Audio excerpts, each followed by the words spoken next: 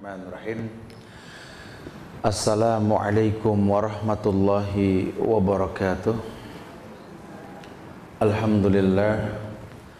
Alhamdulillahilladzi arsala rasulahu bil huda wa dinil haq liyuzhirahu 'alad dini kulli wa kafa billahi shahida.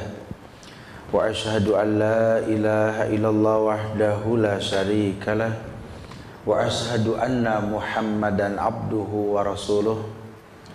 Ya ayyuhalladzina amanu taqullaha haqqa tuqatih wa la tamutunna illa wa antum muslimun. Ya ayyuhan nasu taqu rabbakumul ladzi khalaqakum min nafsin wahidah wa khalaqa minha zawjaha wa bassa minhuma rijalan katsira wa nisaa wattaqullaha alladzi tasaaluna bihi wal arham innallaha kana 'alaikum raqiba. Ya ayyuhalladzina amanu taqullaha wa qulu qawlan sadida yuslih lakum a'malakum wa yaghfir lakum dhunubakum wa may yuti'illaha wa rasulahu faqad faza fawzan 'azima. Amma ba'du fa inna asdaqal hadisi kitabullah wa khairal huda huda Muhammadin sallallahu alaihi wasallam wa syarral umuri muhdasatuha wa kulla muhdasatin bid'ah wa kulla bid'atin dhalalah wa kulla dhalalatin finnar. Ma'asyiral muslimin wal muslimat, sidang majelis yang Allah muliakan dunia dan akhirat. Alhamdulillah, izin Allah kita bisa berkumpul kembali di pengajian Rumil ini, yang semoga di tempat ini Allah jadikan tempat-tempat penyubur iman. Karena ayat dibacakan, sunnah dikumandangkan, Allah akan turunkan ketenangan buat orang-orang yang mau menghadirinya. Selalu diliputi rahmat dan dijaga oleh para malaikat di bulan yang penuh, di hari yang penuh berkah ini insyaallah. Jamaah yang Allah muliakan, kita sedang mengkaji buku mencetak generasi Rabbani. Sudah kita sampai kepada anak dan rukun iman. Betul? Ya, yang punya buku bisa dibuka halaman 63. Anak dan rukun iman.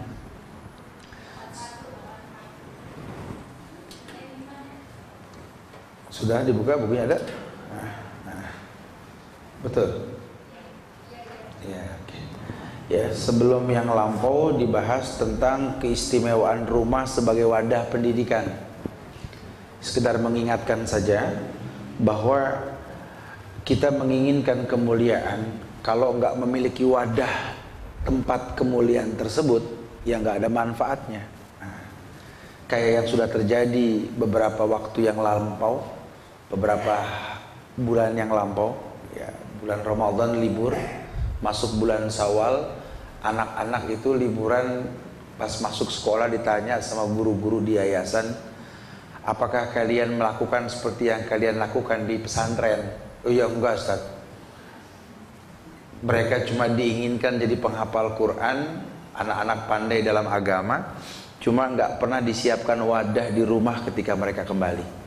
Jujur, belakangan ini saya banyak bicara di beberapa pengajian mengatakan bahwa sedihlah buat seorang pengajar yang kita sekian lama mendidik anak-anak di pesantren, di majelis-majelis ilmu orang-orang tuanya untuk tidak makan minum sambil berdiri, makan jangan makan tangan kiri, minum tangan kiri pun tidak boleh, karena setan yang makan tangan kiri dan minum tangan kiri.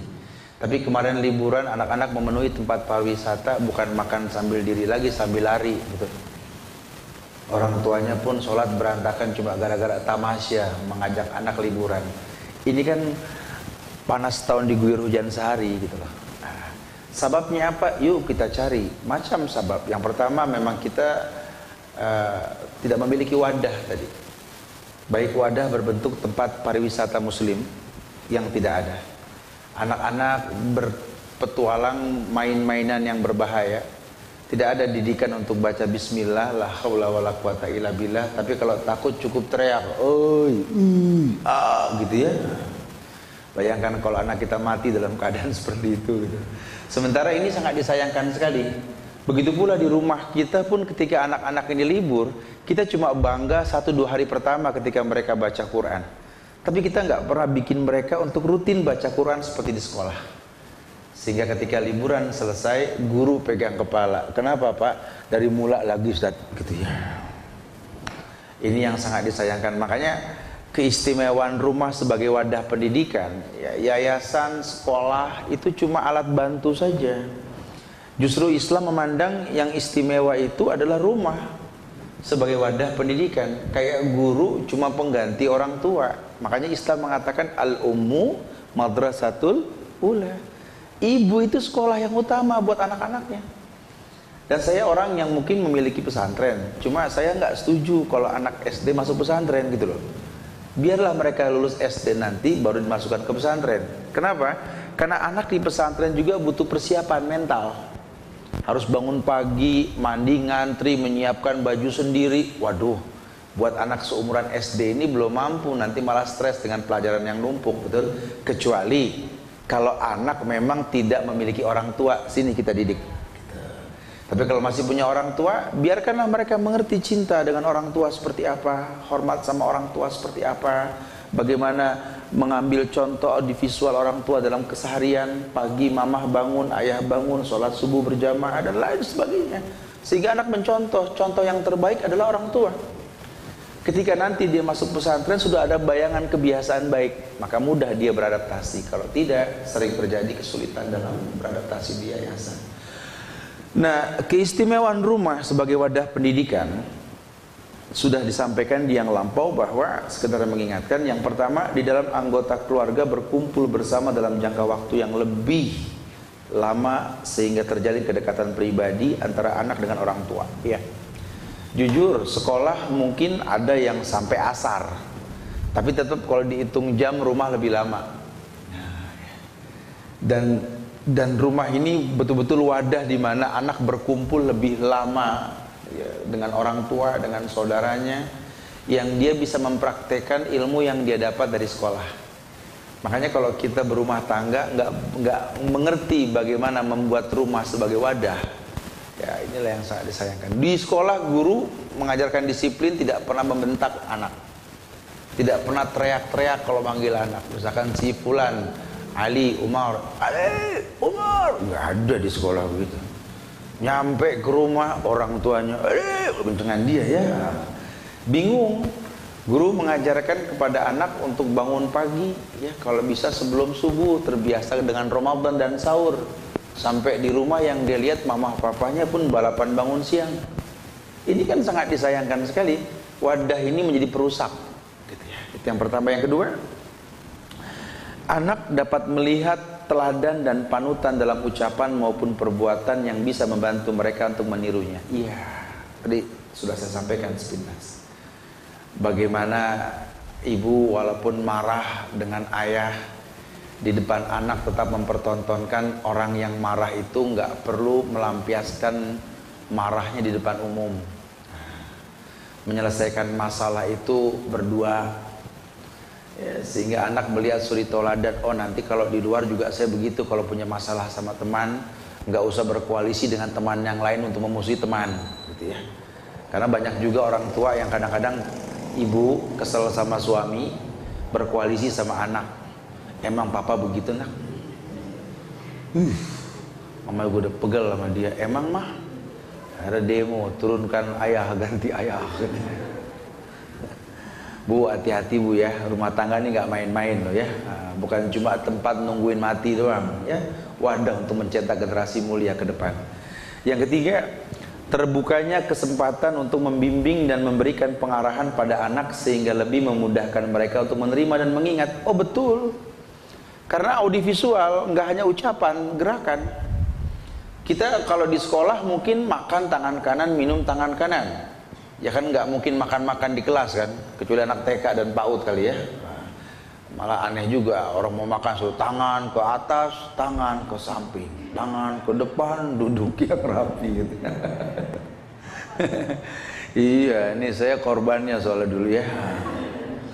Dan kita harus merevisi itu, udah jangan jadi sebuah kebanggaan gitu ya, karena itu sebuah kesalahan. Iya, anak melihat Bagaimana orang tua tanpa bicara dia memilih makanan, fakulu mimma yalih, kata Rasulullah, makan yang paling dekat. Gak usah yang jauh. Jadi sebelum makan ngekir dulu yang enak mana, belok gitu loh. Jangan yang enak di pojokan duduk di sini dan ngambil baju masuk kuah, ya Allah gitu. Ini kebiasaan buruk. Nanti kepake tuh sampai gede kalau diundang acara-acara apa sih makan-makan atau apa gitu ya. Insya Allah lebih tertib lagi lah insya Allah. Walhasil terbukanya kesempatan untuk membimbing dan memberikan pengarahan pada anak sehingga lebih memudahkan mereka untuk menerima dan mengingat. Lebih mudah. Ada apa sih interaksi wajah.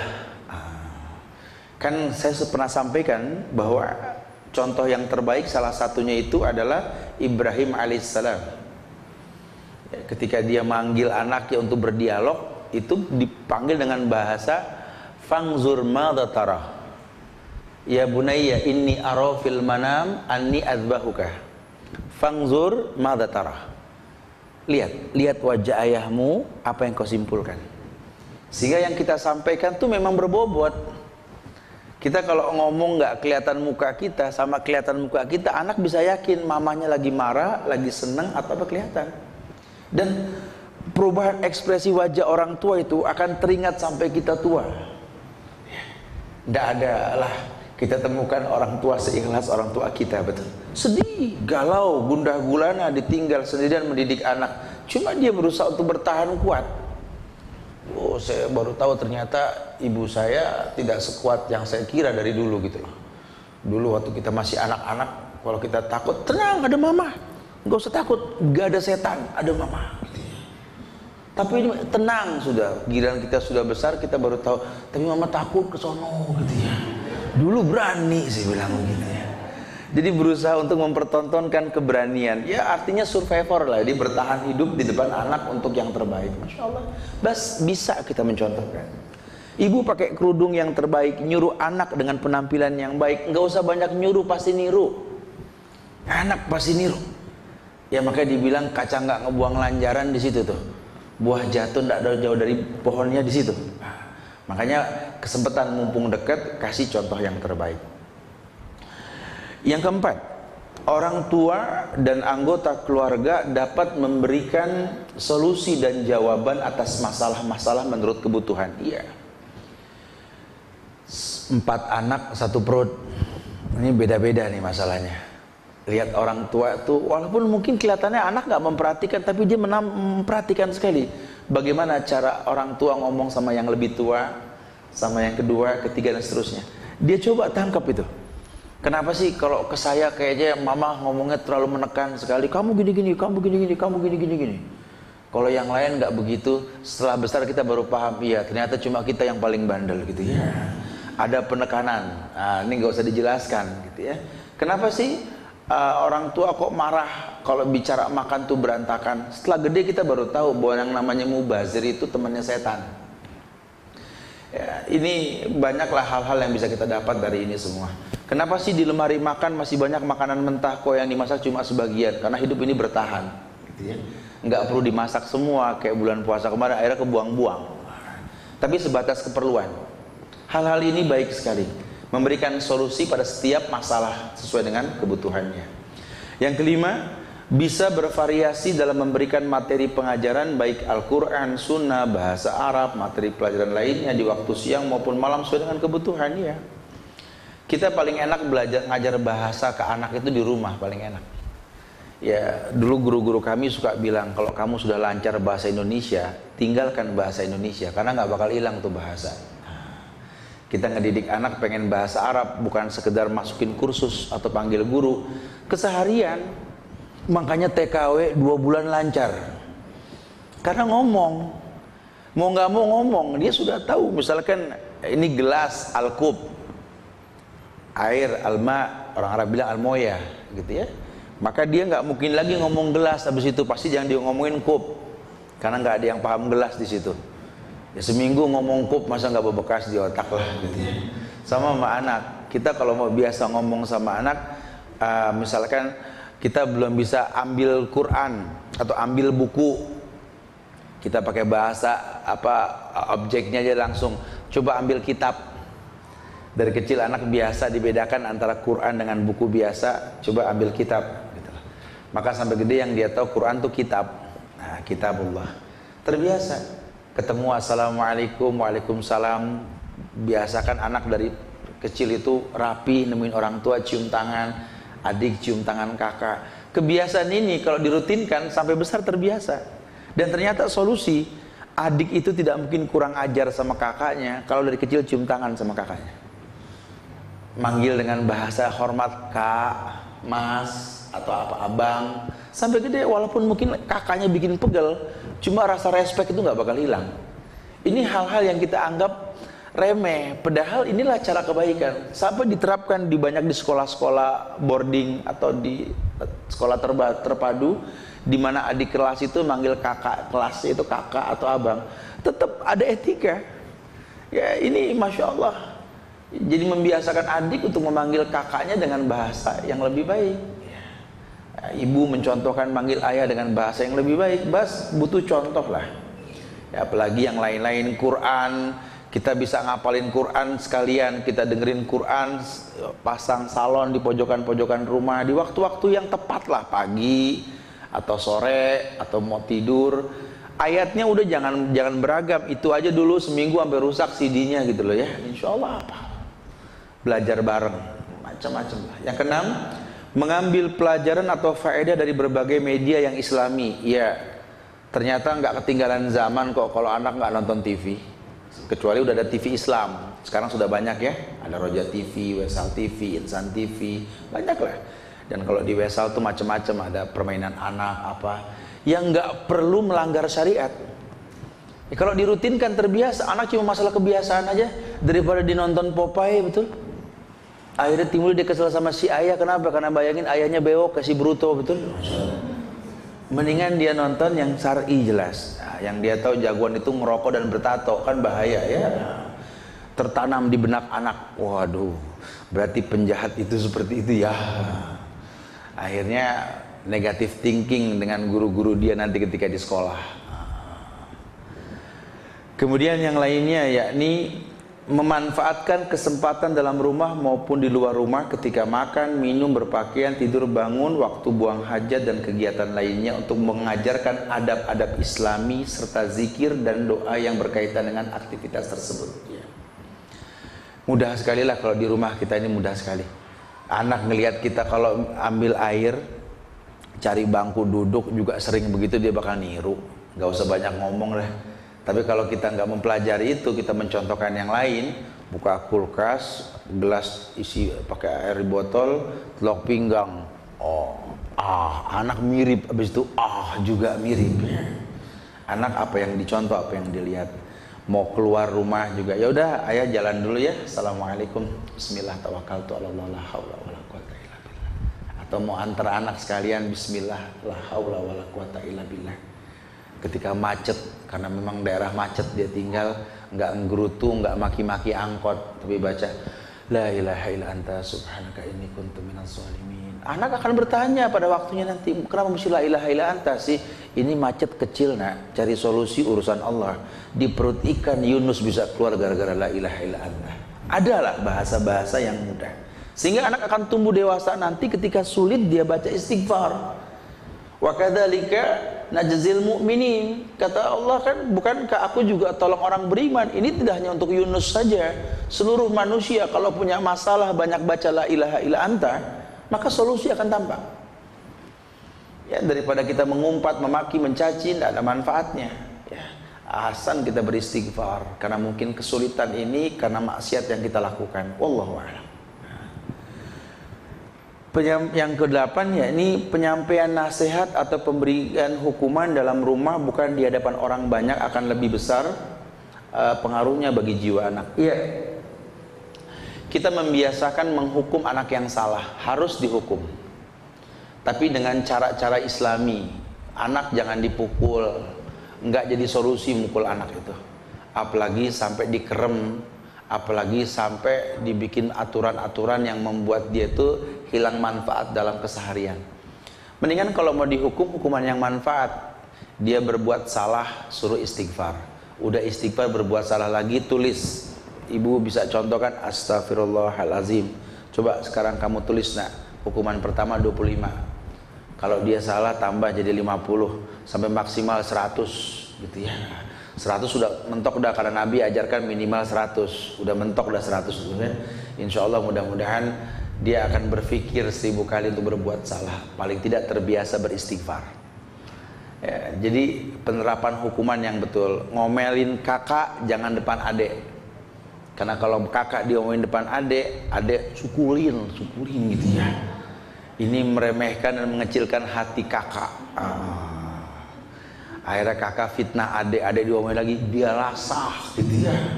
Akhirnya hantem-hanteman. Dia tahu sampai gede akan terus terjadi seperti ini. Pandai mereka bertipu daya di hadapan orang tua. Orang tua nggak ngerti inna fil kalami lasyihrun, dalam ucapan ada sihir. Ngelihat cara ngebohong yang baik, ya maka dia akan berbohong. Modal air mata dipercaya bahwa dia yang lebih benar karena dia yang nangis. Padahal banyak pemain sinetron juga jago nangis, walaupun nggak sesuai dengan kenyataan. Gitu ya. Yang kesembilan, ya, pengawasan yang kontinu terhadap anggota keluarga dan saling mengawasi di antara sesama mereka akan membangkitkan keberanian untuk menegakkan amar ma'ruf nahi munkar. Iya, nggak perlu orang tua bilang saya awasi kamu selama di rumah, nggak perlu, karena kita sudah sering ketemu. Ya rumah segede-gedenya rumah, ya, pasti ketemu lah. Nah kita memberikan poin-poin tersendiri untuk nggak berantakan tempat-tempat tertentu. Kalau dibiasakan makan di meja makan, ngobrol di ruang tamu, tidur di kamar tidur, tertib. Ini kan yang terjadi enggak. Kadang nonton, makan, ngobrol di kamar semuanya. Sehingga anak nggak terbiasa. Ya, orang tua membiasakan di atas kasur nonton TV sambil ngemil, krau. Ini jadi kos biaya loh. Anak meraktekin di kamarnya begitu berantakan. Orang tua bisa bersihin tanpa pembantu. Anak kan butuh pembantu, betul? Akhirnya bayar pembantu kita urusannya. Jadi biaya kita jadi kos, jadi mahal nantinya.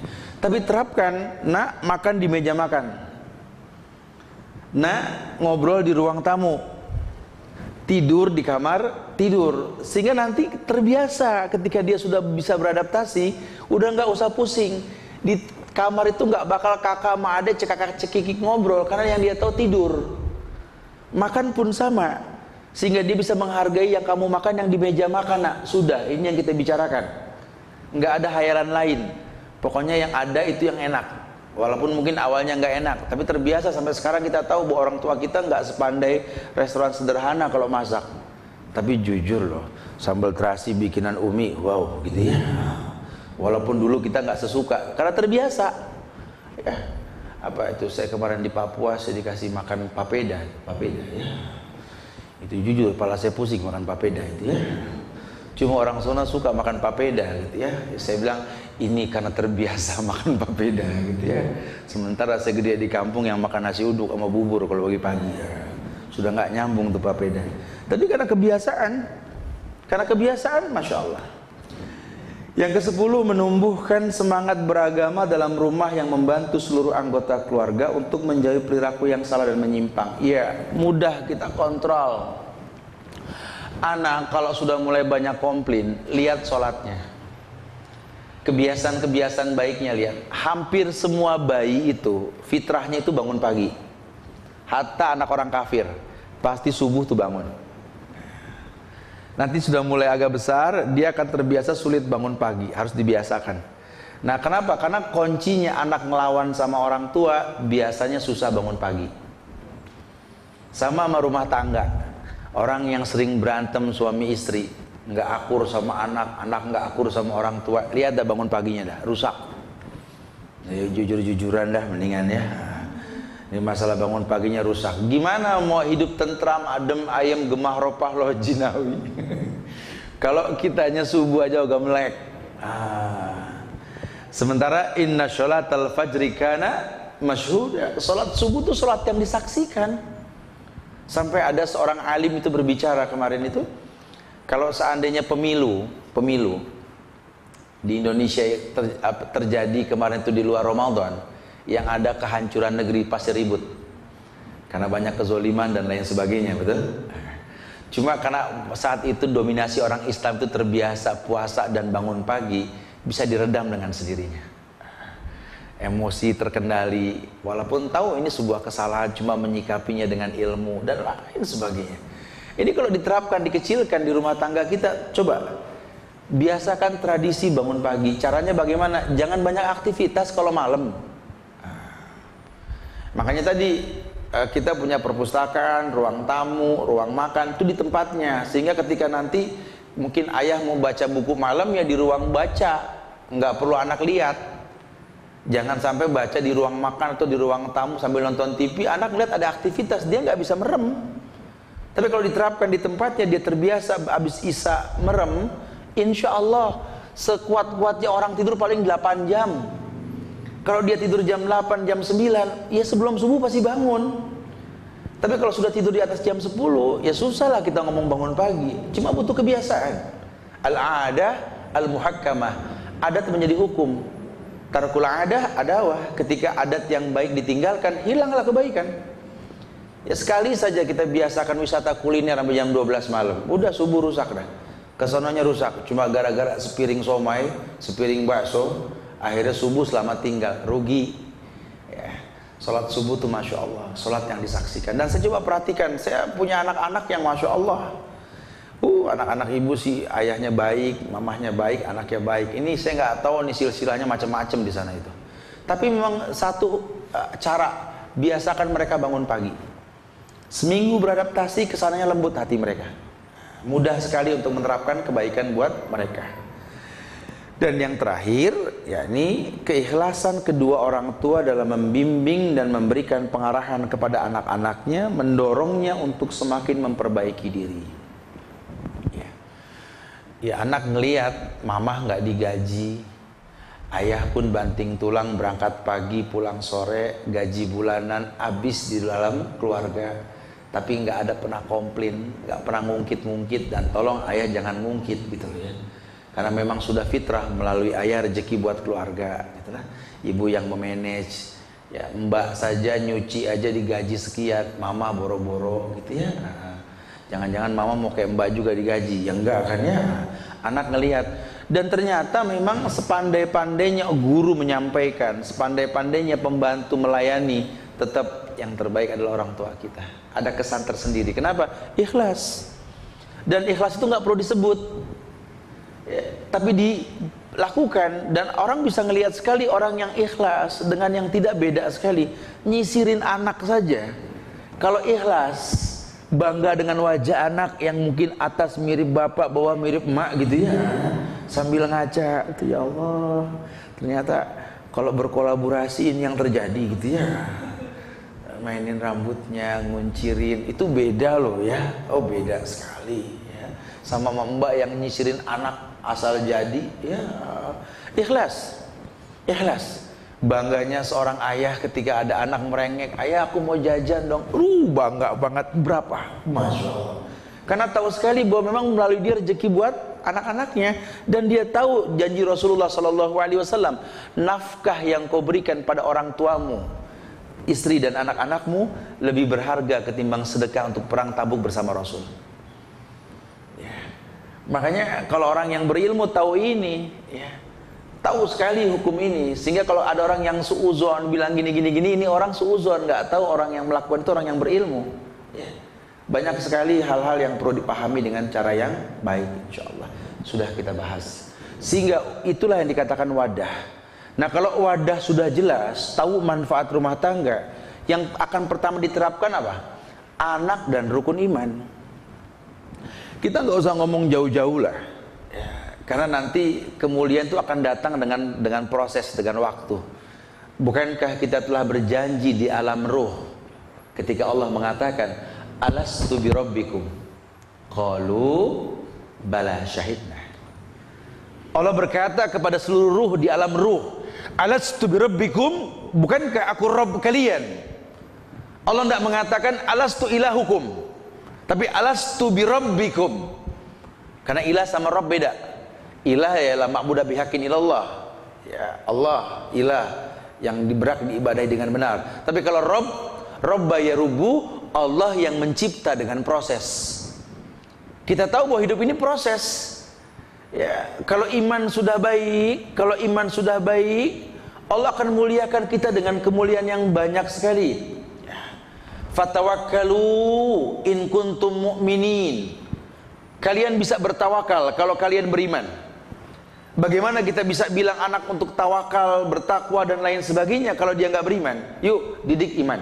Bagaimana mendidik iman? Di sini disampaikan surat Al-A'raf ayat 182. Al-A'raf ayat 182 Allah berfirman, wa idh akhadha rabbuka min bani adama min zuhurihim zurriyatahum wa ashhadahum ala anfusihim alastu birabbikum qalu bala syahidna antakulu yaumal qiyamati inna kunna an hadza ghafilin. Ini dalilnya. Wa id akhadha rabbuka min bani adam min zuhurihim. Dan ingatlah wahai Muhammad, ketika Rabb kamu, Allah yang dimaksud, mengeluarkan keturunan anak Adam dari sulbi mereka, tulang sumsum. Wa ashhadahum ala anfusihim. Dan saat itu Allah mengambil kesaksian, perjanjian terhadap ruh ketika mau ditiupkan di badan seorang anak Adam, ketika bayi berusia 4 bulan. Ya, ketika bayi berusia 4 bulan, 40 hari yang ketiga, 40 hari yang ketiga ditiupkan ruh. Yursalu alaihil malak wa yuktabu bi arba'i kalimat bikatbi rizki wa ajalihi wa amalihi sakiyun au sa'idun. Ketika bayi berusia 40 hari yang ketiga, berusia 4 bulan, ditiupkan ruh, yanfuhu fihi ruh, ditiupkan ruh. Dan ditetapkan 4 ketetapan, bikatbi rizki, rezeki, wa ajalihi, ajalnya, wa amalihi, pekerjaannya, dan keempat, sakiyun au sa'idun, tertolong atau tidak. Perhatikan ya, bikatbi rizki, rezeki, ajal, pekerjaan, tertolong dan tidak. 1 dan 3 ini 2 hal yang berbeda, rezeki dan pekerjaan.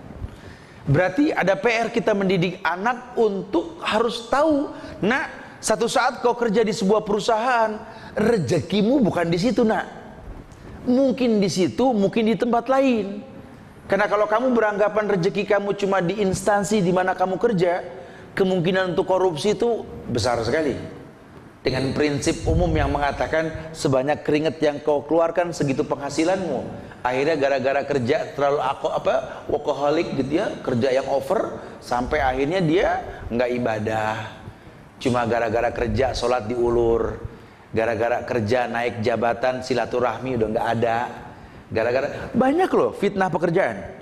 Tapi kalau dia berilmu, yang dia tahu kunci bekerja itu apa? Jujur. Apalagi ada hukum dalam Islam ini, ketertiban dalam penuntutan. Anak yang menuntut ilmu di bidang yang dia tentukan harus bekerja sesuai dengan bidangnya. Walaupun nggak disalahkan, kalau bidangnya apa, kerjanya apa, nggak disalahkan. Ya, cuma di Islam itu mayazra yahsud. Siapa yang menanam, dia akan menuai, memanen. Mayazra yahsud. Kau tanam padi, kau panen padi. Kau tanam pepaya, kau panen pepaya. Kau tanam rambutan, kau petik rambutan. Tapi kalau kau tanam padi, kau petik pepaya, maling, betul? Ini bahasa gampang nih ya, bahasa gampang lah ya. Karena kadang-kadang kita menganggap itu kan rezekinya memang bukan di situ, Ustaz. Berarti orang tua harus tahu setiap anak itu punya kelebihan dan kekurangan. Makanya jangan paksakan anak pada bidang yang bukan bidangnya. Standarisasinya apa sih? Calistu. Udah itu umum. Nanti spesialisnya apa? Karena anak ada yang mampu di sini, ada yang mampu di situ. Beda tuh kemampuan. Itu tugas orang tua. Nanti untuk mengarahkan anak kemana. Jangan anak senang megang martil masuk ke dokteran, habis dengkul orang urusannya. Ya harus tahu tuh ya. Anak punya kebiasaan yang berbeda ya, namanya perpaduan dua manusia yang berbeda ya, dengan silsilah yang berbeda. Ya akhirnya jadinya begini. Makanya di Islam diperbolehkan kita untuk memilih 4 karakter perempuan yang kita pilih jadi pasangan ibu, calon ibu. Ya, pilih perempuan itu yang pertama karena hartanya, boleh. matre betul Islam, tapi bukan begitu. Ya, karena keberkahan rezeki itu di tangan seorang suami yang mau mencari nafkah dengan cara yang halal. Ya, makanya Rasul nikah sama Khadijah, Khadijah menyerahkan semua ke Rasul. Tapi jangan salah pilih, gitu ya. Artinya memang berkahnya itu melalui suami. Ya. Kalau memang hartanya nggak ada, suruh pilih keturunannya. Silsilah keluarga kita pada rusak dah sekolahnya. Cari orang yang keluarganya sekolahnya rapi. Insya Allah anak kita rapi sekolahnya, ada turunan baiknya insya Allah. Nah, cari ini yang ayah ibunya baik, anaknya semua baik. Bolehlah ambil satu untuk mencari kebaikan, boleh. Kalau silsilah nggak ada, kita boleh cari tampang. Karena tampang ini penting. Tiap hari ketemu, betul. Kalau dia lagi, gue cakap juga bosen. Ya kalau dia lagi, gitu ya. Artinya perlu ada inilah pandangan lah ya, boleh. Kalau itu juga nggak ada, fazfar bidzatiddin taribat yadam. Solusi terakhir agama. Agama itu solusi. Wallahi agama itu solusi. Ketika kita nggak menemukan tiga yang pertama, agama menjadi ketenangan batin. Ngelihat anak pulang, hafalan Qur'annya nambah, emosi hilang. Ya, ketika kita pegel mata, pegel hati gitu ya. Aduh, mau begini gini, ngelihat anak kemampuannya tuh tambah. Aduh, senang banget ya, apalagi orang laki. Ya, yang udah ngerti tujuan hidup ini seperti apa. Anak tujuan hidup utama salah satunya yang dia miliki. Masya Allah. Dia berjanji, dzurriyyatahum wa ashhadahum ala anfusihim alastu birabbikum qalu bala syahidna. Allah ambil dulu perjanjian. Alastu birabbikum, bukankah aku Rabb kalian yang menciptakan kalian dengan proses sperma ovum menjadi embrio besar, ditiupkan roh 4 bulan, 5 bulan seterusnya sampai 9 bulan. 10 bulan udah maksimal dah, dipaksa keluar kita. Kontrakan paling sebentar di atas dunia itu kan alam rahim, paling sebentar 9-10 bulan lah. Lihat proses. Kamu bukan apa-apa tadinya, sekarang jadi apa-apa. Lahir seonggok bayi yang merah, yang kamu menangis, orang tertawa, senang lihat kamu lahir.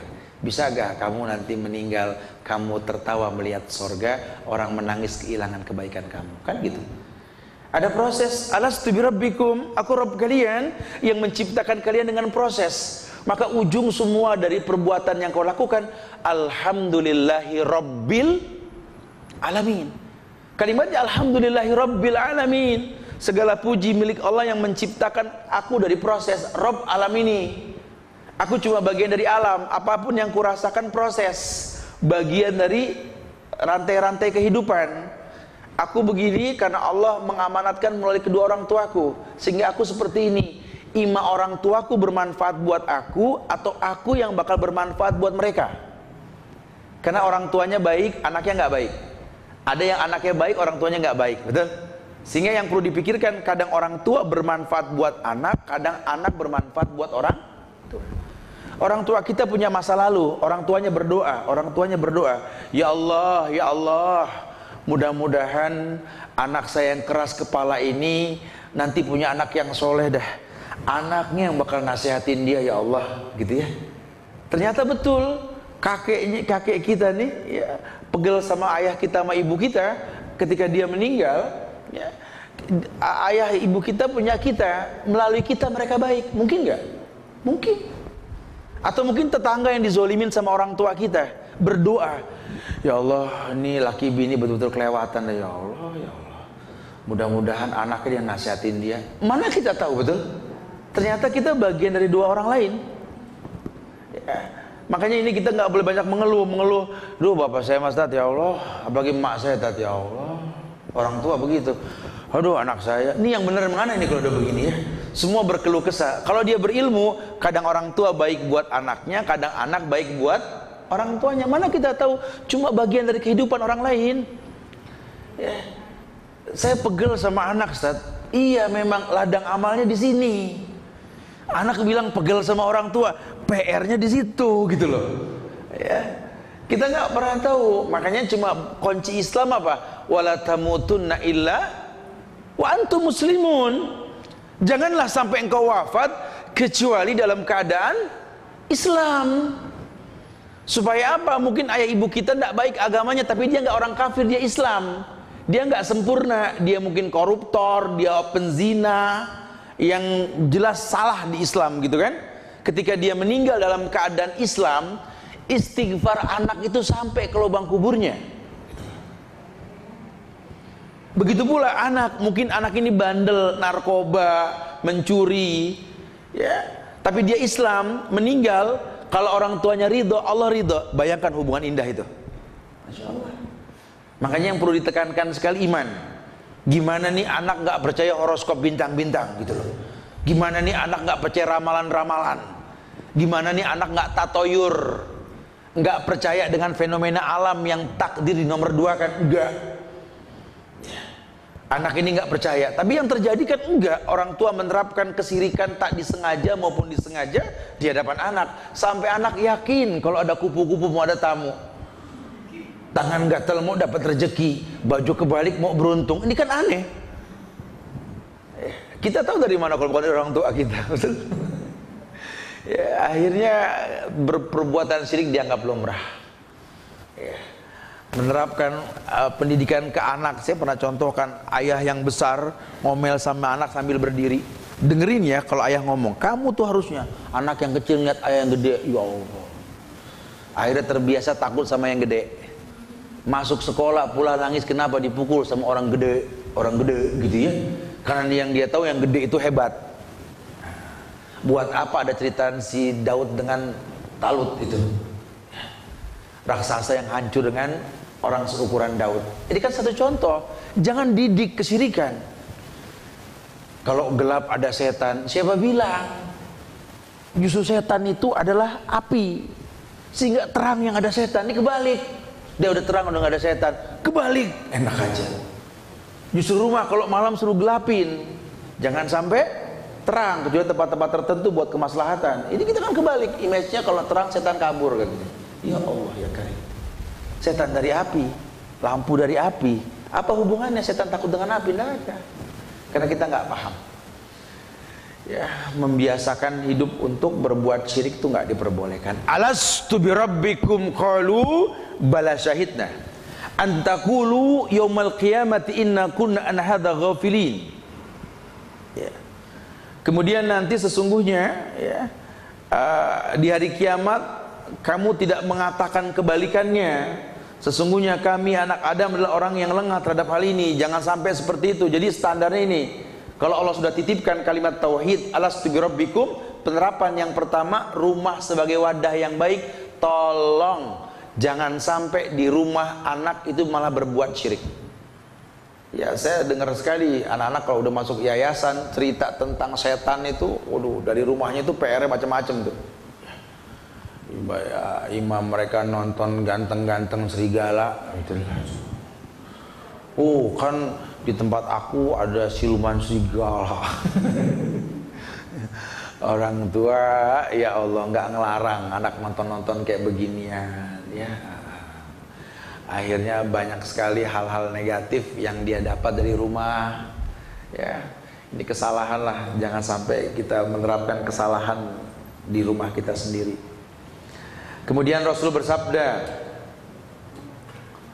ya, dalam satu hadis qudsi Allah berfirman, inni khalaqtu ibadi hunafa kullahum wa innahum atathum syayatin fajtalathum an dinihim wa harramat alaihim ma ahlaltu lahum wa amartuhum wa amarathum ayyusriku bi malam unzilu bihi sultanan.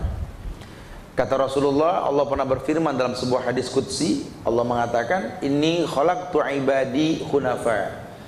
Awalnya aku tuh ciptakan ibadi, jamak dari abdun, abdani, ibadun. Ya, Allah mengatakan, aku menciptakan hamba-hambaku hunafa, lurus. Kullu mauludin yuladu alal fitrah. Setiap bayi yang lahir dalam keadaan suci. Sudah pernah disampaikan, hatta anak orang kafir, kalau orang kafir melahirkan anak, Anak yang kita adopsi sampai besar Islam, nggak perlu syahadat lagi. Makanya nih kalau ada paham-paham di negeri kita mau pengajian suruh baca syahadat lagi, udah nggak usah ikut gitu ya. Apa kayak namanya ya, pokoknya kalau udah berbaiat suruh syahadat nggak ada tuh. Anda muslim cukup sudah syahadat dalam tahiyat yang Anda baca sudah ya. Persaksian Anda dalam zikir pagi petang sudah cukup. Raditu billahi rabba wa bil islami dina wa bi muhammadin nabiyya wa rasulah. Ya, nggak perlu apa namanya menghalalkan yang diharamkan, nggak perlu, sudah cukup. Ini banyak sekali paham-paham, apalagi ISIS nih, lagi rame ISIS katanya sekarang ya. Sudah itu paham made in luar negeri lah. Sudah ada sebelum-sebelumnya paham yang seperti ini. Kelompok-kelompok yang mengatasnamakan Islam sesuai momen. Perjuangan Mesir, Albana membuat Ikhwanul Muslimin, betul? Pemberontakan di Yordan dibuatlah apa namanya Hizbut Tahrir. Nah, kemudian kelompok-kelompok Sufi membuat aliran di India namanya Jamaah Tabligh. Sekarang Irak ribut, Suriah terzolimi, dibuatlah kelompok ISIS. Mengatasnamakan rasa empati pro Irak dan Suriah. Kita yang gemar tertarik untuk menolong Irak, Suriah, Palestina dan lain-lain, masuk kelompok ISIS, berbaiat kepada khalifah yang kita nggak kenal. Tidak ada seperti itu ya. Khilafah itu harus ada wilayah ya. Negeri yang islami mendakwakan Islam silakan, tapi kalau kelompok partai tidak ada yang namanya khilafah dalam bentuk partai, tidak ada. Dia nggak punya wilayah. Wilayahnya mana? Lawang Irak jelas sekali presidennya ya kan? Suriah juga jelas. Kalau kelompok itu nggak bisa mengatasnamakan Islam kecuali pemimpin yang mendakwahkan Islam. Ini bahaya. Tapi mirip ustadznya jenggotan, bininya kerudungnya panjang gitu ya. Kemiripan bukan menjadi sebuah hukum gitu ya. Ya orang-orang Syiah juga yang pakai cadar banyak, nanti beda lagi ya. Nggak begitu. Ya, makanya kita kalau mau menilai sebuah kebaikan itu lihat aplikasinya. Nah, ya. Sepandai apapun dia menyampaikan sesuatu, tapi kalau aplikasinya takfiri ya bukan islami. Mungkin ada bagian yang benar yang dia sampaikan, tapi kalau untuk mengiyakan maaf gitu ya. Kita nggak seperti itu, apalagi sampai masuk kategori khawarij, mengkafirkan negeri kita gitu ya. Ya Ustaz, negeri ini kalau nggak ISIS yang ngadepin nggak bakal bisa. Enak aja ya. Negeri ini negeri yang dunia mengetahui, jangankan yang baru setahun 2 tahun, 5 tahun, 10 tahun, Belanda aja 350 tahun nggak bisa menaklukkan Indonesia, betul? Apalagi yang baru 5 tahun, 10 tahun nggak bisa. Ya, kita nggak usah khawatir. Terus kalau yang terangkat presidennya itu kiamat, Ustaz. Kiamat dari mana kiamat? Indonesia hancur, kiamat kecil. Kiamat besar pun tertunda karena banyak orang tua yang mau beristighfar di malam hari, betul? Ini yang suka kita lupa. Kita suka lupa belajar tapi melupakan Allah. Sangat disayangkan. Makin baik iman kita, makin mustajab doa kita. Apa pernah terfikir belajar sejarah tentang Khalid bin Walid yang perang melawan Romawi menghadapi jenderal terkenal, Jenderal George. Orang bilang Khalid mati dah, mati Khalid urusannya. Ketemu tandingannya ini. Tapi yang terjadi apa? Malah itu jenderal ngelihat Khalid belum perang sudah masuk Islam. Hidayah punya siapa? Allah. Mana kita tahu? Mana kita tahu? Ya, jadi jangan pesimis. Selama memang masih ada kehidupan, masih ada kemungkinan kebaikan. Ya, doa kepada Allah. Doakan orang-orang yang menzolimi, ya, doakan orang-orang yang terzolimi. Apalagi orang yang masa terzolimi, doanya mustajab. Ini hal yang melebar, tapi ujungnya nanti ya rumah. Mendidik anak untuk beriman kepada Allah. Allah yang mengatakan, aku ciptakan hamba-hambaku ini lurus. Kullahum wa in, setiap mereka lurus. Wa innahum atathum sayatin fajtalathum an dinihim. Setan yang bikin mereka ini tergelincir dari agamanya. Wa harramat alaihim ma ahlaltu lahum. Setan bikin kebalik, yang haram dihalalkan, yang halal diharamkan. Wa amarathum ayyusriku bi ma lam unzil bihi sultanan. Dan yang lebih kacaunya lagi, setan itu nyuruh hamba-hambaku berbuat syirik. Bayangkan di alam ruh kita mengatakan Allah Rob, ketika hidup percaya sama batu cincin, percaya sama jampe-jampe jimat. Dia lupa Rasul sudah mengatakan orang saja yang kalau pagi ngelihat bekas hujan berkata semalam mendung, semalam bintang ini bintang itu jadinya hujan, syirik. Ya, hati-hati. Ya, mendung bukan berarti hujan, gitulah. Ya, tetapi hadar kemungkinan ini sepertinya mendung, kayaknya hujan nih, tapi wallahu a'lam bishawab, gitulah. Jangan memastikan wah mendung hujan dah, itu nggak boleh tuh. Kan mendung bisa ke bawah angin, kita nggak pernah tahu hujannya di mana. Wallahu a'lam bishawab. Kalaupun turun hujan, katakan Allahumma shayban nafi'an. Hujan bawa berkah. Ini teriak, ya hujan. Wah kacau dah, kacau. Kacau macet, gara-gara kacau tuh ya. Ini yang suka kita lupakan nih Bu. Kita belajar, coba kita nggak bisa menerapkan. Nah, ini kan karena versinya mendidik generasi robani. Tolong jangan sampai anak kita terdidik salah, sampai besar berbuat syirik, tatoyur atau apalah. Main gundu. Saya sering lihat tuh kesyirikan yang terjadi apa? Ada gacoan. Oh kalau gacoan ini masih menang mulu, syirik tuh. Ya, main gambaran kalau gacoan ini itu kita anggap biasa, padahal itu awal-awal kesyirikan. Pakai baju main bola apa futsal, kalau bajunya ini biasanya menang nih. Kalau sepatunya ini nomor atau apa, aduh itu cikal bakal kesyirikan yang tolong orang tua tuh jeli masalah itu. Ya, jangan dianggap remeh. Ya, saya perhatikan guru juga kadang-kadang tersilap masalah itu. Saya suka biarkan guru-guru nih anak-anak mahasiswa IPB pada ini menerapkan pendidikan ke anak-anak, saya suka liatin aja. Ya, karena mereka bukan dari pesantren, ya jadi kita anak pesantren lebih tahu kesalahan anak-anak pesantren gitu ya. Anak dididik ngaji, azan, baca Quran kalau pagi ya. Tapi ada satu hal yang dilupakan sama mereka apa? Sikat gigi. Ini hal yang biasa. Kalimat thayyibah akan terlontar dari mulut anak. Buat apa Nabi mengatakan laula an asyqa ala ummati la amartum bisiwak inda kulil wudu wassalah. Kalau tidak memberatkan umatku, kuperintahkan ini manusia sikat gigi setiap mau wudu dan sholat. Kenapa wudu dan sholat? Wudu 5 kali, sholat 5 kali, 10 kali suruh sikat gigi. Kenapa? Orang ini sering pakai mulut buat ngomong. Dan setan itu senang sama mulut yang jorok, bau. Jadi jangan kaget kalau anak pintar ngebohong, karena kita nggak jeli. Coba hukum anak kalau dia berbohong suruh rajin sikat gigi, besok ogah berbohong. Setan nggak demen sama yang bersih. Ini bahasa paling gampang loh. Oh begitu Ustaz, begitu kita bilang ke si Ustaz.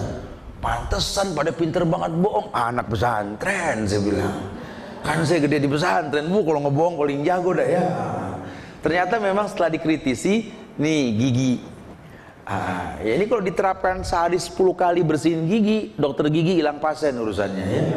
Maaf dokter gigi ya, ada dokter gigi. Ya, saya pernah bicara soalnya di perkumpulan dokter gigi Trisakti sama dokter Bernard dan lain sebagainya itu. Saya bilang kalau saya kasih bocoran ini Anda kehilangan pasien urusannya ya. Cuma saya harus sampaikan, ya harus sampaikan ya. Rezeki sih nggak ketolak lah, walaupun banyak sikat gigi tetap bolong mah pasti ya. Oh. Jangan takut kehilangan pasien karena hadis inilah ya. Jadi itu yang terjadi ya, nggak berasa kita lupa makom.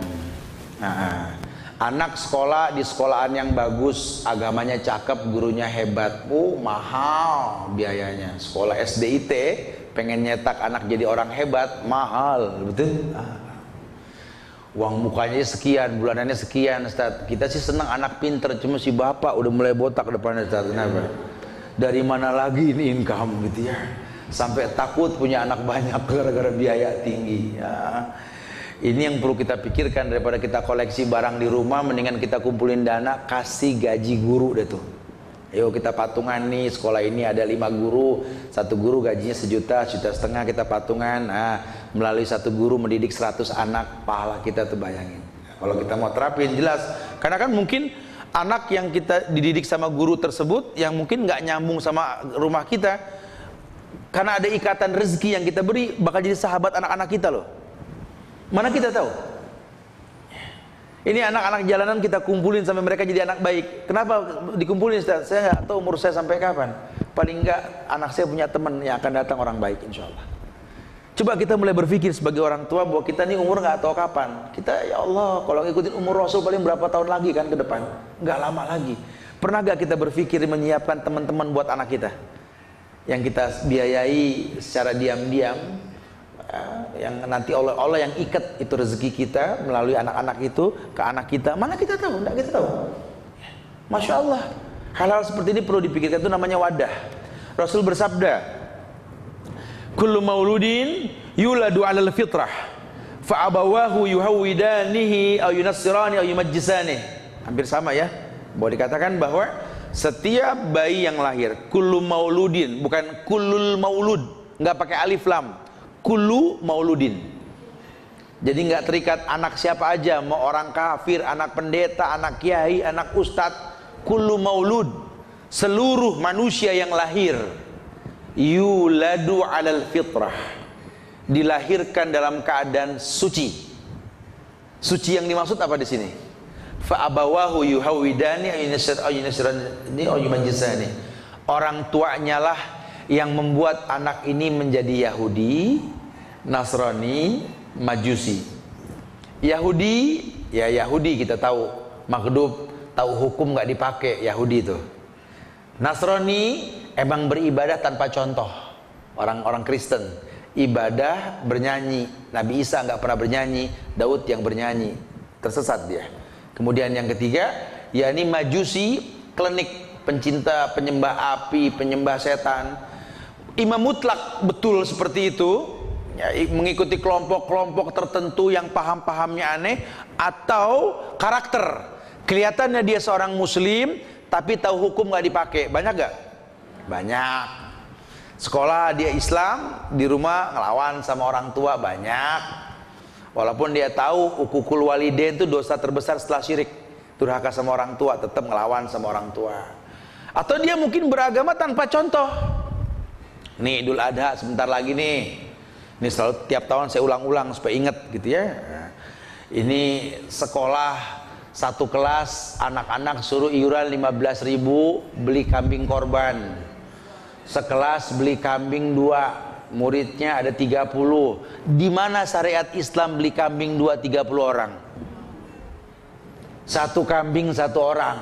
Yang boleh patungan cuma sapi, itu pun 7 orang. Betul? Ini sering terjadi setiap tahun nih di kelas-kelas. Alhamdulillah tahun ini kelas kita motong 2. Alhamdulillah. Ngaco alhamdulillah gitu. Ya, ini sudah sering diomongin. Nape MUI nggak berfatwa? Pegel saya betul-betul ya. Yang difatwakan malah yang macam-macam. Yang penting ini nih, gimana kita didik anak untuk patungan? Akhirnya anak gede, tinggal di sebuah komplek, lebih rusak lagi. Apa? Patungan sekomplek beli sapi 2. Betul. RT 1 RW 5 ditulis di badan sapi, korban RT 1 RW 5 se-RT. Sedangkan syariat sudah 7 se-RT.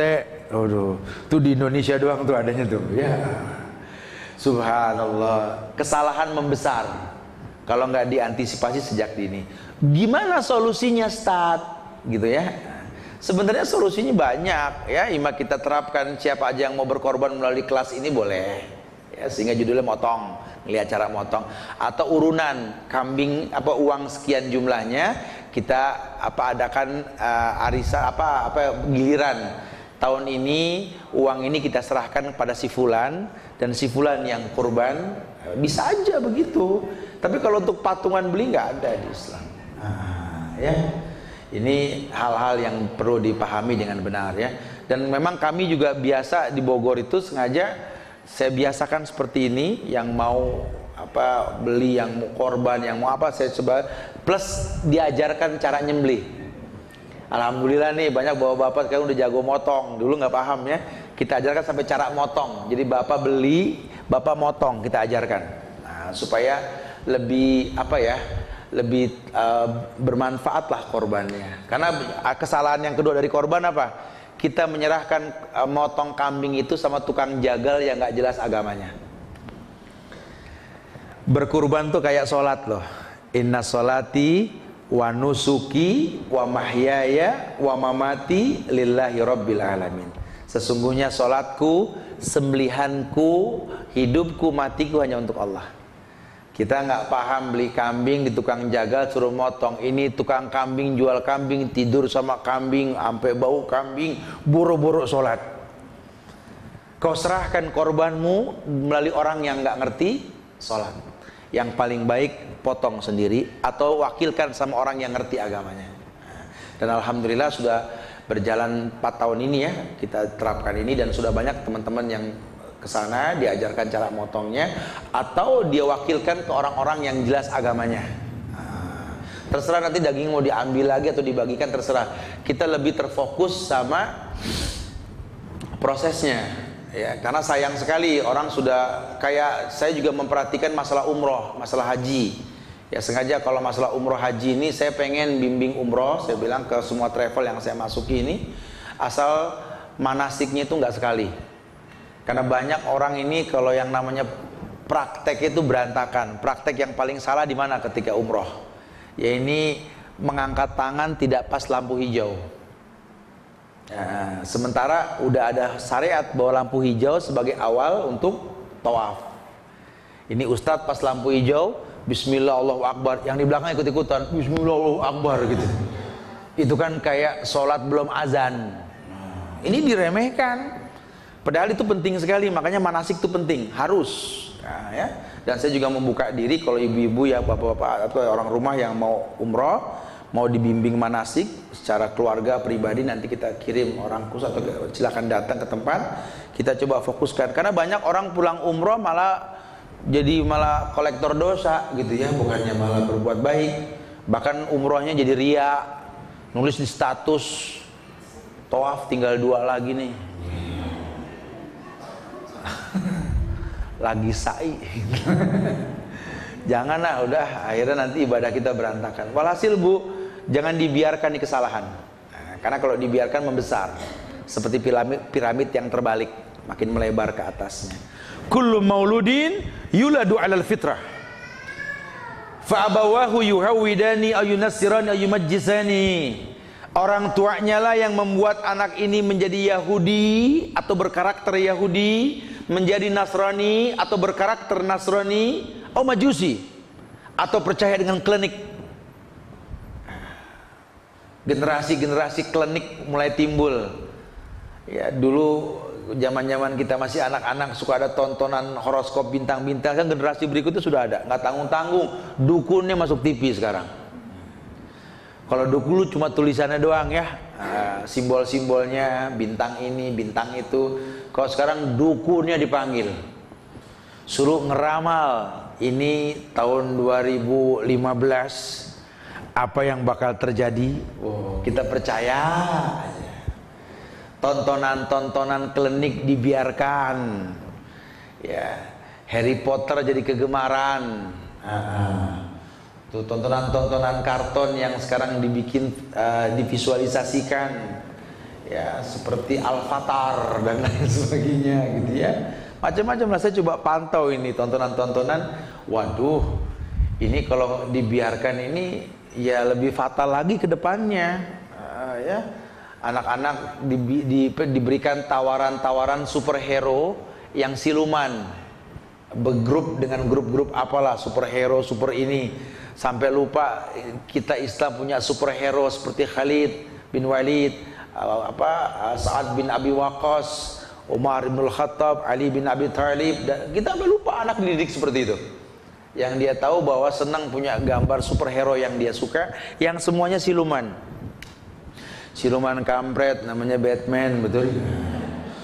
Siluman kawa-kawa namanya Spiderman gitu ya, atau siluman macam-macam lah ya. Peri-peri, jin penunggu pohon, anak-anak seneng sampai pada pakai sayap-sayapan kayak setan penunggu pohon gitu ya. Ibu anggap baik, anggap lumrah, hati-hati Bu ya, itu nanti malah mirip patung-patung di kuburan Kristen yang ada gitu ya. Itu jangan sampai. Rumah terapkan rukun iman ini. Jadi bukan hanya ngomong rukun iman, percaya pada Allah, bukan begitu aja, tapi dalam penerapan. Karena anak itu lebih penting penerapannya, supaya dia tahu malam tuh nggak perlu takut. Apa yang ditakuti dengan malam? Jangan keluar gelap, ada setan. Anak takut kalau malam ada setan. Padahal siang aja setan banyak betul. Ya nggak usah malam. Malah malam ini tempat yang penuh berkah, asalkan tidur dulu. Kalau malam itu menakutkan, buat apa ada ayat yang mengatakan faminal laili fatahajjad? Sebagian malam bangun tahajud. Kalau malam itu berbahaya, diganti faminan nahari fatahajjad bihi, diganti dari sebagian siang sholat. Kan? Nggak malam. Justru malam itu diberikan berkah. Ya, asalkan tidur dulu.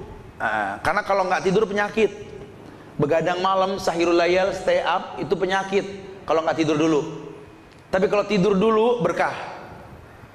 Ya, rumusnya itu, kita mau bangun malam, jangan nggak ada tuh orang tahajud jadi lemes, pucet, nggak ada. Kok pucet banget bu? Tahajud, nggak usah begitu gitu ya. Nggak usah begitu, nggak bohong, nggak ada orang tahajud lemes tuh, nggak ada. Kalau betul caranya ya, makanya bu, pak ya, tolong hukum jangan dipaksakan. Ya ini orang kadang-kadang suka maksain hukum. Saya sih biar sejam saya tahajud, itu maksain. Orang kalau mau tahajud direncanain. Tidur siang, orang yang tidur siang malam ngantuk. Ini enggak, image tidur siang malah nggak bisa tidur malam, salah. Asal tidurnya tepat, qailulah. Bahasa Arab tuh qailulah tuh tidur siang. Kapan? Habis zuhur. Habis zuhur jangan sampai asar. Sejam, setengah jam cukuplah. Qailulah itu namanya. Itu sunnah yang Nabi nggak tinggalkan. Ya, itu kalau orang habis sholat zuhur istirahat sebentar, ya, itu malam ngantuk insya Allah. Tapi kalau tidurnya kebablasan sampai asar, susah tidur malam, karena memang disalahkan, nggak boleh tidur asar kan, Nabi benci itu. Nah kalau sudah habis isya, kegiatan sebentar tidur, insya Allah malam bangun, insya Allah malam bangun. Dibiasakan baik kok dengan sahur kita kemarin kan. Hikmahnya besar.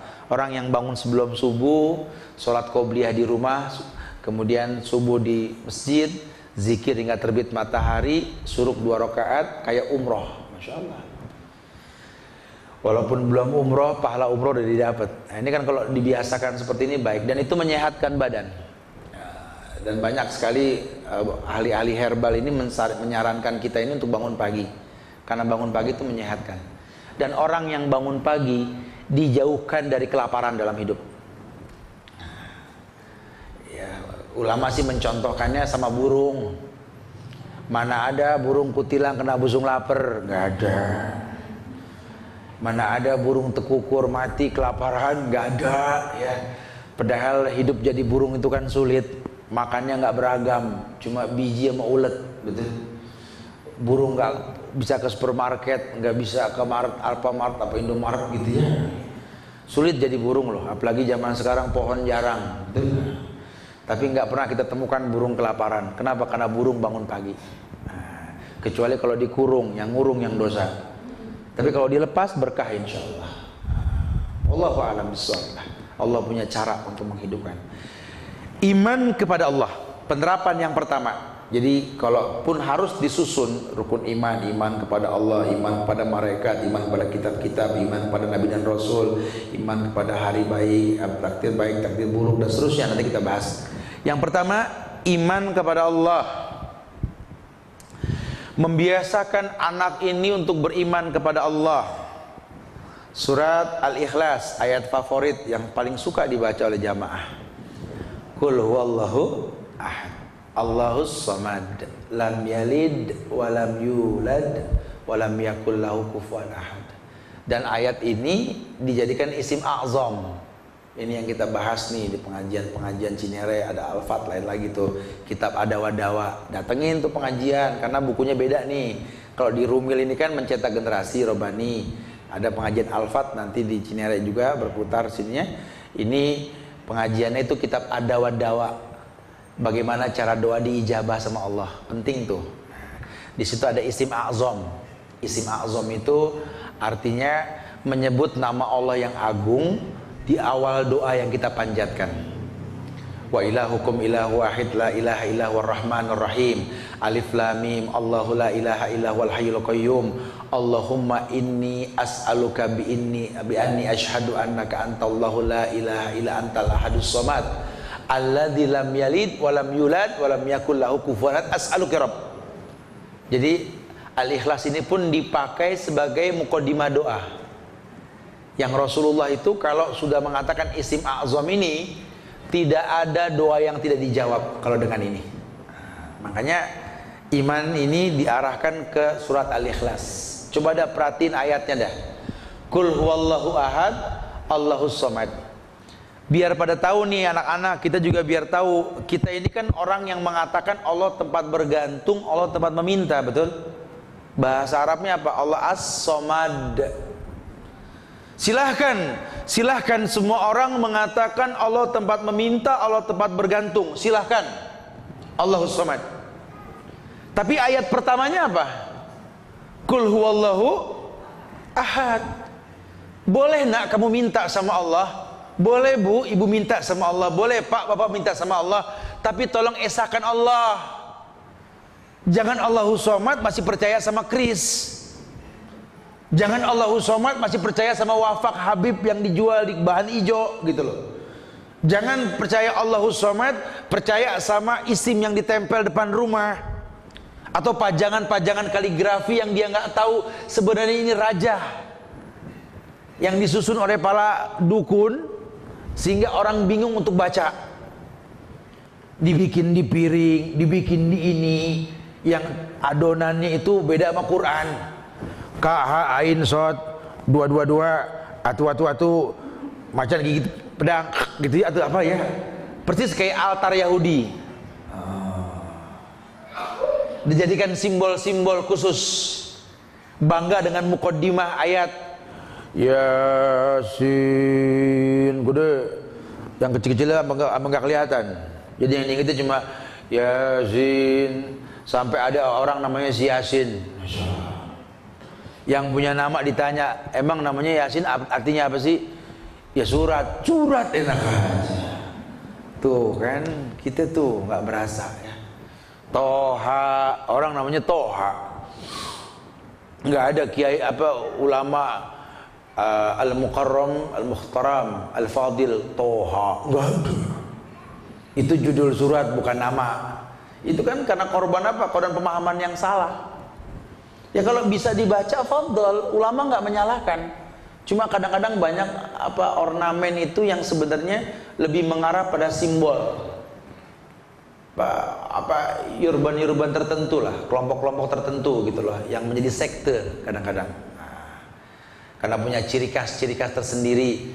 Biasanya banyak kelompok-kelompok kayak begini ini lebih mengedepankan simbolisasi kelompok dengan bacaan yang sering dia baca. Solawat ini, solawat itu gitu ya. Ya perhatikanlah kayak kelompok-kelompok orang yang pakai bendera la ilaha illallah, itu mewakili program mereka biasanya. Atau bacaan-bacaan tertentu, itu begitu. Kita jangan. Law kana khairan la sabaquna ilaihi, karena kalau itu baik, para sahabat sudah melakukan. Dan tidak ada sahabat yang melakukan, betul? Padahal dulu kalau kaligrafi jago-jago, nggak perlu seperti itu. Ya fadl, asal bisa kebaca boleh. Ulama nggak menyalahkan, itu mubah saja, tergantung niat. Ya. Tergantung niat, daripada nggak ada atau apa. Wallahu a'lam bishawab lah. Ya. Tapi kalau saya datang ke rumah para masyayikh di Mekah Madinah sih nggak ada yang pakai begitu ya.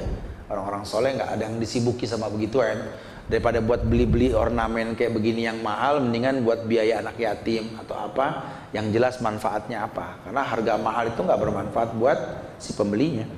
Qul huwallahu ahad, Allahus samad, lam yalid wa lam yulad wa lam yakul lahu kufuwan ahad. Ini ayat ini melambangkan pendidikan tegas. Esakan Allah, minta kepada Allah, karena Allah tidak melahirkan dan tidak dilahirkan. Nanti kamu akan ketemu nak akidah paham agama di atas dunia ini yang yakin Allah punya anak, namanya orang-orang Nasrani. Nah, ketika dia tumbuh dewasa dia paham, masa teman aku bilang Tuhan punya anak. Nah kan dia sudah mulai berinteraksi kan Sementara yang aku ketahui kan lam yalid walam yulad, mulai ketemu. Sehingga apapun kebaikan kalau dibuatnya sama Nasrani, anak nggak nerima. Ya sampai ke superhero apa tadi, dibikin itu tontonan sama orang-orang Nasrani, dia nggak tertarik. Memang jago sih itu apa Captain America gitu ya. Memang jago sih itu si apa namanya The Thors. Memang jago sih itu siapa namanya Rambo dan lain sebagainya gitu ya. Tapi itu kan yang bikin orang kafir. Pasti tidak benar. Anak punya akidah tuh. Nah, tahu, dan kita orang tua nggak usah bingung. Nah, tapi kalau seandainya nggak kita terapkan dari sekarang, anak udah dipakein baju yang lambang itu lambang-lambang superhero yang nggak jelas gitu ya. Udahlah, mudah-mudahan melalui pengajian Rumil ini enggak lah insyaallah ya. Jadi penerapan untuk iman kepada Allah, dan luas sekali dalam rukun iman ini. Kenalkan kalimat tauhid kepada anak semenjak dini ya. Aksiru min zahadati alla ilaha illallah qabla ayyuhala bainakum wa bainaha ya. Banyak-banyaklah kata Rasul mengatakan syahadat asyhadu alla ilaha illallah, tauhid ya. Iman kepada Allah ini ajarkan sebelum ada penghalang. Apa penghalangnya? Yughargir. Ketika lidah sudah kalu, nggak bisa mengatakan la ilaha illallah, paling nggak dulu dia pernah mengatakan la ilaha illallah. Ya jangan membiasakan anak cuma apal di lidah doang. Apal la ilaha illallah cuma di lidah. Giliran prakteknya enggak kayak kita. Kadang-kadang kita paham la ilaha illallah, was-was sama presiden yang diangkat. La ilaha illallah was-was sama mendung. La ilaha illallah was-was sama gunung mau meletus. La ilaha illallah was-was dengan sesuatu yang enggak layak diwaswasi. Ini banyak orang yang katanya belajar la ilaha illallah cuma enggak mengerti la ilaha illallah. Ya, yang kedua, ya, manfaat iman ini karena tauhid merupakan dasar dalam ibadah. Sehingga nanti kalau kita bicara sholat, zakat, puasa, haji kepada anak, bicara rukun Islam, kalau tauhidnya sudah benar gampang. Bukankah seluruh ibadah yang dipanggil ya ayyuhalladzina apa? Hai orang yang telah beriman. Hai orang yang telah beriman, bukan ya ayyuhan nas. Puasa aja puasa kemarin. Emang yang dipanggil siapa? Orang beriman. Ya ayyuhalladzina amanu kutiba alaikumusiyam. Hai orang yang beriman diwajibkan puasa. Ya. Inna sholata kanat alal mu'minina kitaban mauquta. Salat itu wajib buat orang beriman. Ya, oh, iman ini dasar ibadah. Makanya kalau udah la ilaha illallahnya bagus, imannya bagus, udah ibu nggak usah khawatir lah. Anak di kos-kosan pun akan tetap sholat. Mungkin dia berteman sama orang-orang yang nggak diinginkan sama orang tuanya, karena kita nggak bisa memantau terus anak main sama siapa kan. Tapi kalau imannya bagus, dia mengerti kepada siapa diletakkan persahabatan. Pokoknya kamu nggak boleh berteman sama orang yang rokok. Ya betul si ibu ngomong betul. Cuma kan nggak bisa. Ini anak ditulisin di bajunya, saya hanya mau berteman sama yang nggak ngerokok, dimusuhin. Ya. Kamu nggak boleh berteman sama orang yang beda agama, ya nggak bisa. Loh di kampus temennya banyak yang non muslim, ya kan? Cuma paling nggak kenali anak kita akan dirinya bahwa dia berlian, walaupun dibuang ke tengah tumpukan pasir tetap berlian. Gitu. Ya, tetap dia tahu sekali bahwa apa yang dia perbuat akan dipertanggungjawabkan, sehingga dia akan bercerita nanti tentang kesulitan hidup di luar. Ya, jadikan orang tua sebagai sahabat. Karena memang Islam syariatkan wasahibuhuma fid dunya ma'rufah. Jadikan orang tuamu sahabat. Kalau anak diajarkan persahabatan, pulang dari sekolah dia akan banyak bercerita sama orang tua karena dia tahu orang tuanya sahabat dia. Paling asik kita kalau ngobrol sama orang tua, karena orang tua bisa banget ngedidik kita dari kecil untuk mensupport kita. Mak tadi gini-gini, oh masya Allah, subhanallah. Dia orang anak kan tertarik, besok dia bakal cerita lagi. Tapi kalau anak cerita, mak tadi gini-gini, udah, ngomong mulu sih. Anak gak cerita besok. Akhirnya dia nyari temen yang enak dengerin ceritaan dia. Ya orang kalau curhat aja, didengerin seneng loh. Ya Allah saya begini-gini, ya Allah saya pusing, ya dengerin, ya udah sabar insya Allah. Nah, insya Allah kamu sih kuat. Oh seneng, walaupun nggak ada solusinya, seneng aja udah. Tapi kalau orang, ya Allah saya begini, ya Allah saya mah lebih. Wah saya mah nggak demen cerita sama dia Ustaz. Aduh jadi bersaing masalah gitu ya. Nah, anak itu begitu ya. Jadi kalau kita bisa bikin persahabatan sama dia, dia nyaman dengan bersahabat dengan kita, Masya Allah. Dalam menjalani hari-hari, setiap anak itu tentu menghadapi persoalan yang berbeda-beda. Di rumah, di sekolah, maupun di tengah lingkungan. Setiap anak menghadapi masalah dengan cara masing-masing. Maka latih anak untuk menghadapi segala permasalahan secara benar. Caranya yaitu dengan menanamkan kecintaan yang mendalam kepada Allah. Karena mencari solusi pada masalah itu nggak semua orang mampu. Tapi kalau dia biasa kenal Allah dengan cara yang benar, maka dia akan tahu sekali nanti bahwa sesungguhnya Allah itu tidak mungkin berbuat zalim. La yukallifullahu nafsan illa wus'aha. Allah tidak mungkin uji manusia di luar batas kemampuannya. Saya udah usaha, belajar sudah, ngulang pun sudah.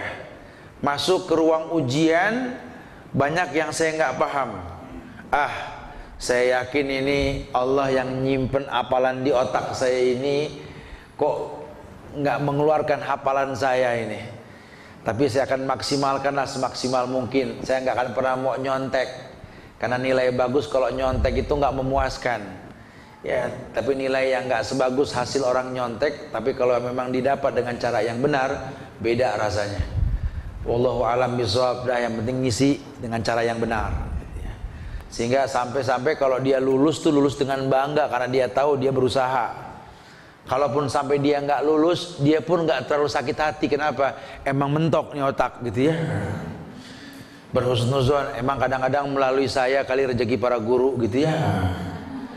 Karena kalau saya keluar dari sekolah ini siapa yang gaji guru? Ya anak bisa bersyukur dengan semua keadaannya lah. Ya, karena memang rezeki guru kan dari murid ya, Masya Allah. Jadi betul-betul dia paham. Ada hadis dalam bab ini Rasulullah Sallallahu Alaihi Wasallam ini sampaikan. Hadis ini di hadis Arba'in ada. Ya gulam, inni u'allimuka kalimat, ihfazillah yahfazuk, ihfazillah tajidhu tujahak. Idza sa'alta fas'alillah wa idza ista'anta fasta'in billah. Wa'lam annal ummata law ijtama'at ala yanfa'uka bi syai'in lam yanfa'uka illa bi syai'. Qad katabahu Allahu lak wa law ijtama'u ala yadurruk bi syai' lam yadurruk illa bi syai'. Qad katabahu Allahu 'alaik rufi'atil aklam wa jaffatis suhuf. Kata Rasulullah, ya gulam, tahu ya gulam? Gulam itu anak umur 9 tahun ke atas sebelum balik. Jadi kalau di bahasa Arab, orok itu namanya sobi. Sobi itu balita, sobi. Di bawah 5 tahun itu sobi. Nah di atas 5 tahun itu namanya fata. Fata. Fata itu anak-anak 5 tahun sampai 7 tahun 8 tahun itu fata. Ya. 8 tahun sampai 12 tahun itu namanya gulam. Jadi Rasul mengajarkan anak tuh bisa diajak ngomong tuh di usia segitu. Baru kita bisa bicara ya gulam, wahai anak kecil, boleh. Tapi kalau anak kecil umur 5 tahun dengerin mama ngomong, perhatiin mama, salah bu, salah. Anak kelihatannya ngelihat padahal nggak paham gitu ya. Ini memang saya sering dengan canda pakai bahasa, emang mesti ada kajian prawedding gitu ya. Supaya orang-orang yang berumah tangga tuh tahu jenjang bagaimana proses memiliki anak, menghadapi kesulitan hamil, melahirkan, sampai nanti dialog sama anak tuh perlu ada kajian khusus loh. Karena kalau tidak, ini kesalahan ini berawal dari sini. Anak disuruh paham yang mamanya ngomong dalam keadaan emosi, sementara usia anak cuma 5 tahun, ya nggak bakal paham. Anak cuma butuh kebiasaan. Kalau umur 5 tahun tuh kebiasaan. Dibiasakan dibawa kamar mandi, dibiasakan begini, biasa terbiasa. Tapi kalau dialog itu ketika usia 8 tahun ke sana. Ya, jadi jangan paksakan dialog sama anak di bawah 5 tahun. Mungkin dialog canda, ya tadi apa sih sesuatu yang mudah buat dia. Ya pokoknya pakai bahasa yang gampang lah. Apa sih kita bicara burung terbang, burung berkicau. Nggak perlu ngomong sama anak 5 tahun tuh burung berkicau tuh jenisnya ada cicak rowo, ada kutilah. Nggak usah, anak nggak bakal paham. Global pokoknya burung berkicau gitu ya. Masalah nanti bentuk kicauannya biarlah waktu yang bercerita. Tiap burung punya cara berkicau yang berbeda. Nggak perlu mendetail. Nanti kalau sudah umur 8 tahun ke sana, gulam baru, ya gulam, hei anak kecil yang berusia 8 tahun, inni u'allimuka kalimat, aku akan mengajarkan kepada kamu beberapa kalimat, kata Rasul. Ihfazillah yahfazuk, jagalah Allah, Allah bakal jaga kamu. Nanya ini anak pasti umur 8 tahun digituin, jaga Allah. Emang Allah gawang gitu katanya dijaga. Dengar mama mau ngomong. Yang dibilang jaga Allah di sini, jagalah perintah Allah, jauhkan larangan Allah. Karena nak, kamu berdosa di balik dinding kamar, mama nggak ngelihat, abimu juga nggak ngelihat, tapi Allah ngelihat. Tuh bisa diajak ngobrol gitu. Oh gitu mah, gitu. Ya. Nih, inna alaikum lahafizin kiraman katibin. Apal gak? Karena sekolah di SDIT aku apal mah. Inna alaikum lahafizin, cuma belum paham arti, terjemahin. Enak loh kalau anak udah apal juz amma nyambung kita ngobrol loh. Tapi kalau anak boro-boro ngaji, inna alaikum lahafizin, mama baca mantra begitu katanya. Karena nggak nyambung. Wa'allimuka kalimat ihfazillah yahfazuk ihfazillah tajidhu tujahak. Idza sa'alta fas'alillah. Nah, kalau kamu mau bertanya, tanya Allah. Minta sama Allah. Wa idza sta'anta fasta'in billah. Minta sesuatu perlindungan, minta sama Allah. Wa'lam, berilmulah wahai anakku. Wa'lam bukan kalimat wa'lam itu berilmulah, wa'lam. Karena orang harus berilmu. Jadi ada ilmunya, wa'lam, pakai ilmumu gitulah. Annal ummata law ijtama'at ala yaduruka la yaduruka illa bi syai'na. Seluruh manusia berkumpul, teman kamu, sahabat-sahabat kamu atau orang yang belum kenal sama kamu berkumpul, law ijtama'at ala ayanfa'uka la yanfa'uka illa bi syai'. Artinya kalau teman kamu, sahabat kamu kumpul kompak pengen membantu kamu, memberikan manfaat sama kamu, nak, tidak ada yang bermanfaat kecuali izin Allah. Maksudnya apa? Lihat Allah. Teman kamu ngajak main futsal, kan olahraga bagus, tapi nggak sholat asar, nggak sholat maghrib. Tolong jangan, nak. Tidak akan pernah ada olahraga yang menyehatkan dengan tidak sholat. Saya ngomong sama teman-teman yang suka nge-gym, yang olahraga sampai bengkok-bengkok udah tangannya gitu ya. Sampai kalau nunjuk sampai mana orangnya itu, ono itu, saya susah dan gitu ya. Tapi gara-gara nge-gym nggak sholat maghrib, nggak sholat isya, nggak ada sehat. Islam ngajarin kalau pengen sehat, panjang umur, banyak rezeki, sambung silaturahmi. Mendingan beli sepeda, muter, tahuan. Kampung sebelah nemuin paman kita, sono nemuin saudara kita, tahuan sehat. Ya. Daripada kita acara, bukan nggak boleh, boleh silakan ya. Tapi ini banyak orang menganggap sehat dengan menjauhkan silaturahmi, ya salah. Silakan main bola, mama suka kok kamu main bola, kamu jadi sehat, bagus, kamu tuh energik. Tapi ingat, sholat lebih utama. Biarin diledekin teman-temannya. Orang-orang pada bawa baju futsal, sepatu, dia baju futsal, sepatu, koko sama sarung, biarin. Sehingga kalau azan berkumandang, sholat dulu, Masya Allah.